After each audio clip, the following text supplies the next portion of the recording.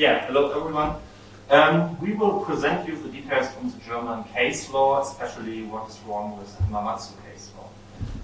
I guess a lot, but we first start with the facts in this legal proceeding. The Hamamatsu Phonics Germany is limited, based in Germany, and the Hamamatsu Phonics is part of a global group from Japan.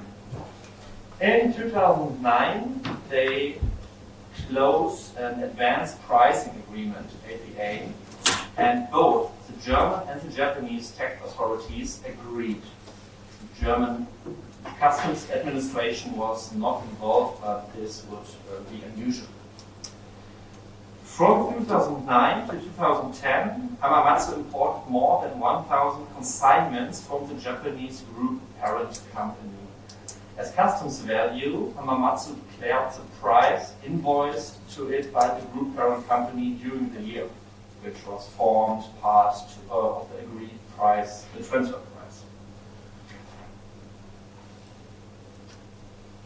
Yeah, since the return on sales of Hamamatsu calculated in this way was below the specified target range of return on sales, the transfer price were adjusted after the end of the accounting period for 2010 by the way of a credit from the group parent company.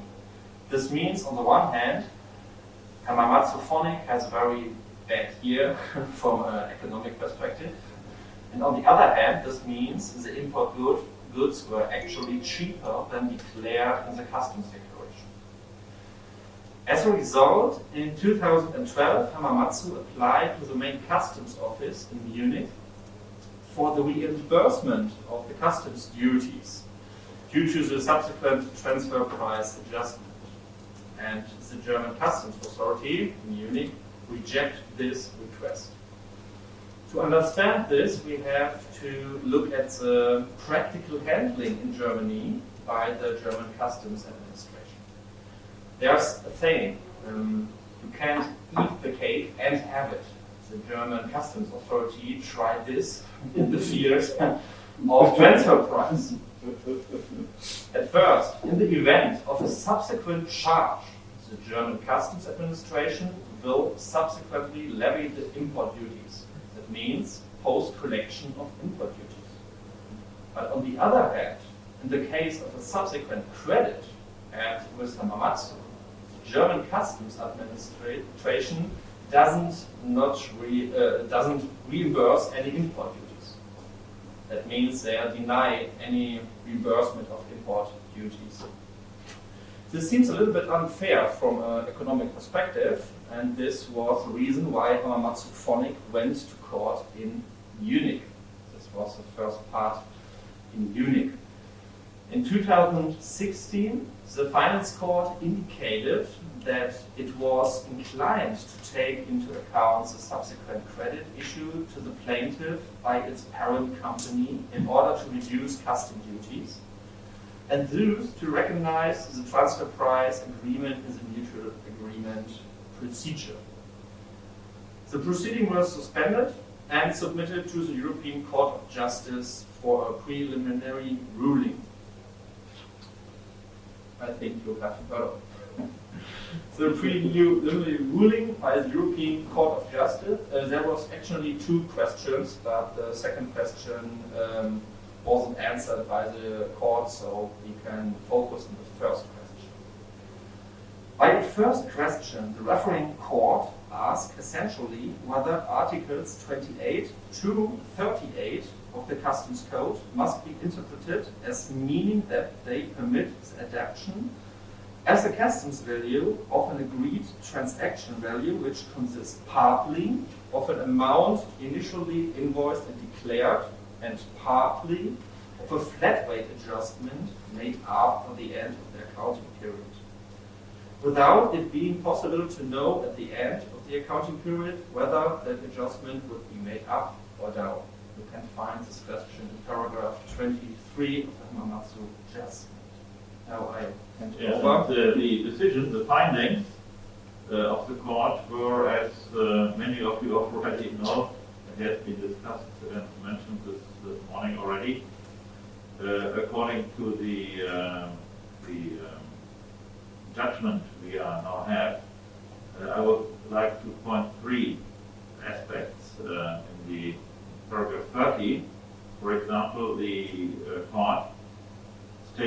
that according to the previous case law of the European Court of Justice, a subsequent correction of the transaction value had only been permitted in special cases.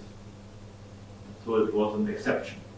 That was the first, I think, it was in mind by the court and was first mentioned this morning as well. So this is maybe the background of the thinking of the judges as well.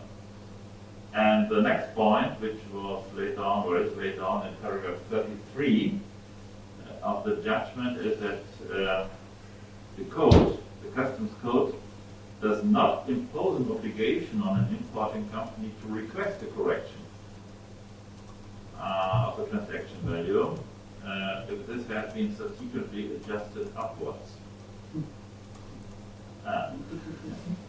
And that's the next point, I think, in the mind of the judge. And furthermore, there's no provision in the customs code, the old customs code, that would enable the customs authorities to protect themselves against the risk that these companies only apply for downward adjustments.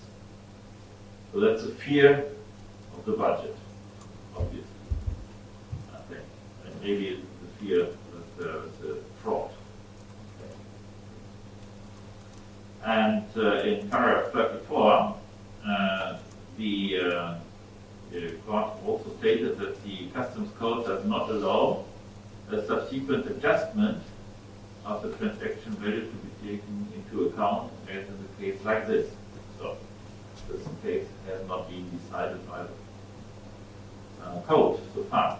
And that was the reason, I think, or there are three, maybe more reasons, were the basis, I think, for the ruling, which is down here. And as you know, that the quotation is therefore the answer to the first question is that Articles 28 to 31 of the Customs Code in the version of courts must be interpreted as meaning that they do not permit an agreed transaction value composed of an amount initially invoiced and so on. So it is not possible to use this, the articles or the articles 28 to 31 of the Customs Code in such a case. And that's our problem. And not our problem, but the problem of the courts, because the courts still in Germany, which will follow in the next point. But there are several open questions, I think, and after Hamamatsu, and we are still before the next proceedings in Germany, which will follow with Benedikt in some minutes. So we are in between in this case, in this situation now. We all know the discussions when we saw it the first time. It's really unclear. It was really unclear to read and to understand what was meant by the court. And they mentioned all the articles 28 to 31. So no customs value anymore possible. So it's not only the transaction value which is not possible in these cases, it's also all the other subordinate methods which were mentioned this morning already in the presentation. And therefore it's unclear whether the court means all custom value methods or only the transaction value method. Maybe they only quoted 31 wrong. Maybe. So that could happen. You never know. Unfortunately, we don't have a person with us who was with the judges. You are very politically correct. Maybe. Maybe. So then, in the German, especially the German literature, there were, of course, a lot of discussion, or is a lot of discussions still going on, as well as in other member states and in the international literature as well. The idea which was published in Germany from different scholars is that the idea that still the fallback method should be possible. That is not meant, you have not to read the findings in the sense that not even the fallback method should be possible. But that's only one of the opinions which are discussed so far and which are published so far. But then, back to Benedikt, the case is not at the end, after Hamamatsu decision, because now the preliminary ruling has to be executed by the proceeding has to go on in the national court, and that was now the next step again in Munich in the financial court.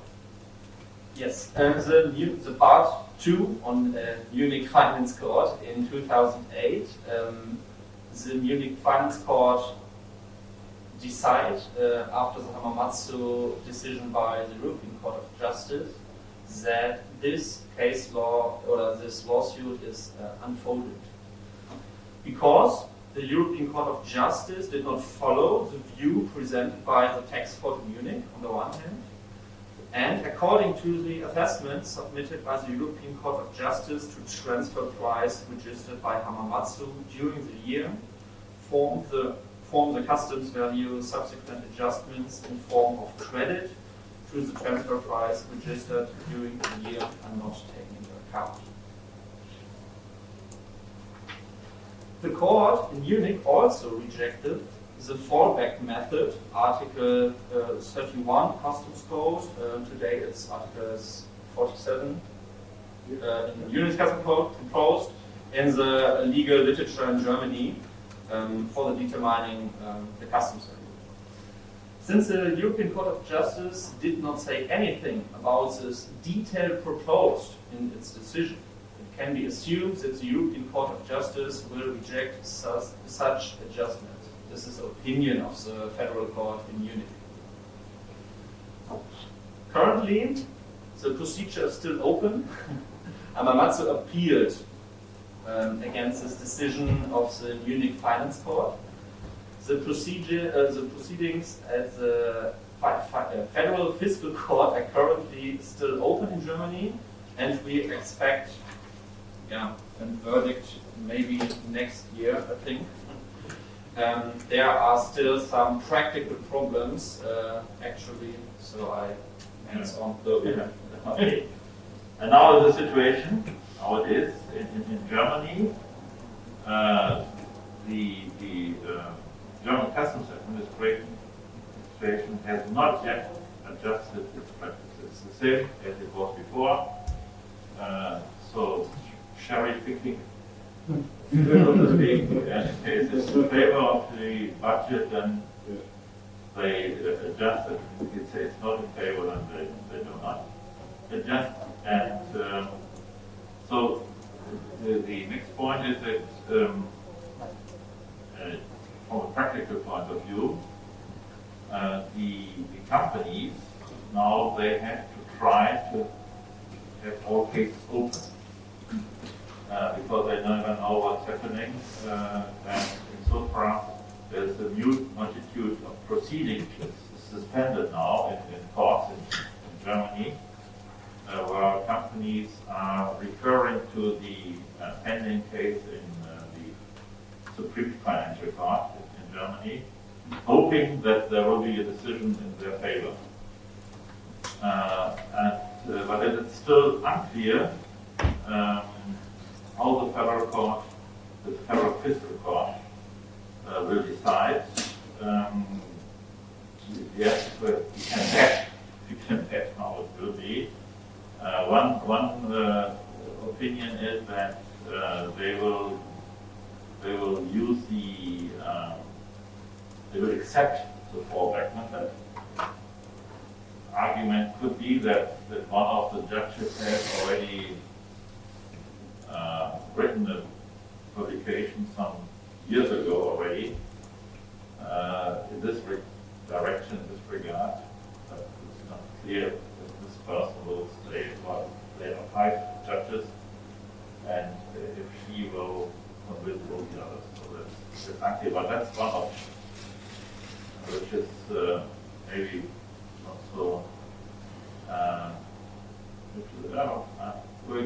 can make this the best afterwards. The other option is, which is No, the other way. to me. Get them as far as possible. Okay, thank you. The other option is that the fiscal court, the federal fiscal court, will start the next preliminary ruling back to Luxembourg. That's really a discussion, what I've heard from members of the court.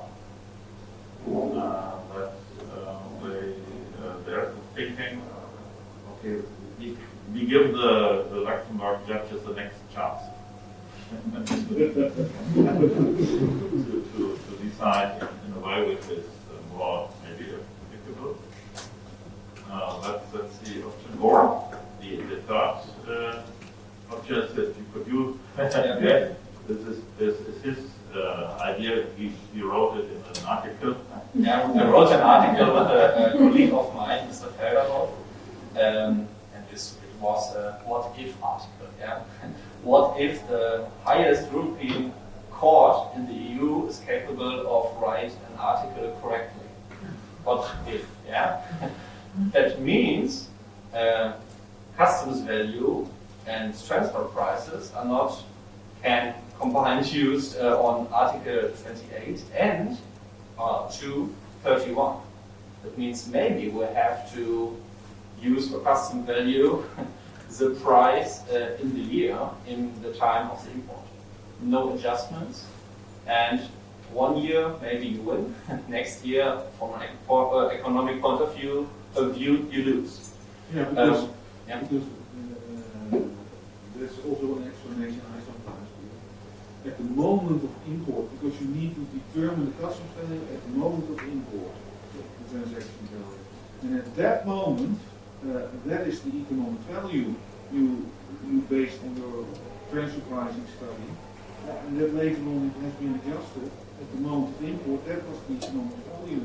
Could be that that is the background of the board. I also agree. That's the parameters.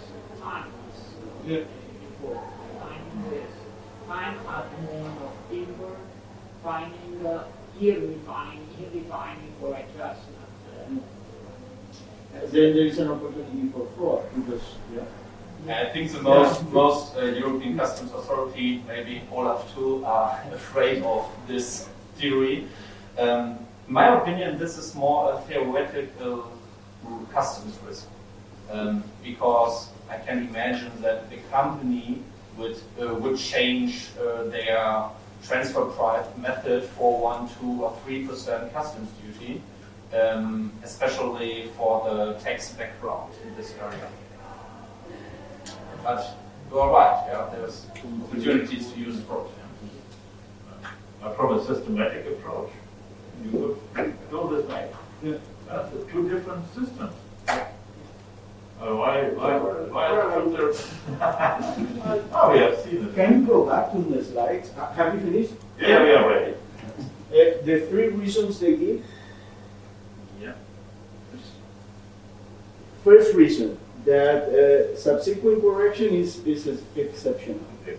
They forget to mention overland footwear, where there was a buying commission, and they accepted that customs value can be retroactively calculated to take into account a buying commission. Why they did forget overland? Because then this reason comes down. The second reason, a correction of the transaction value. Okay, in transfer pricing, this is called adjustment, to adjust the price. In transfer pricing, this is called adjustment. But in customs valuation, this is the price actually paid or payable. It's not an adjustment. Adjustments are for royalties, for assets, for transportation costs and so on, but not for recalculation of the price. This is a recalculation of the price. In customs valuation terminology, this is not an adjustment. And I think the court messes up, makes a mistake by considering this an adjustment. This is not an adjustment. In customs valuation terminology, this is a new price actually paid or payable. So it's not an adjustment, it is the price actually paid or payable. So this reason again is wrong. And the third reason, also stated that the customs code does not allow a subsequent adjustment of the transaction value to be taken into account, as in the case like this. It's not true. The price actually paid or payable. If the price is higher, you have to report. If you don't report, you are committing an infringement.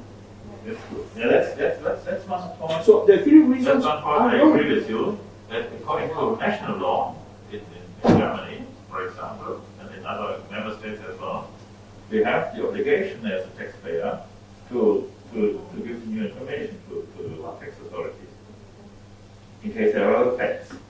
But we can also speak about, are there any new facts or not? So this is, in any case, it's really difficult to interpret. And then they say 28 to 31. Yeah, okay, and then that's 28 to 31. Maybe they have only not seen the consequence, maybe. So that's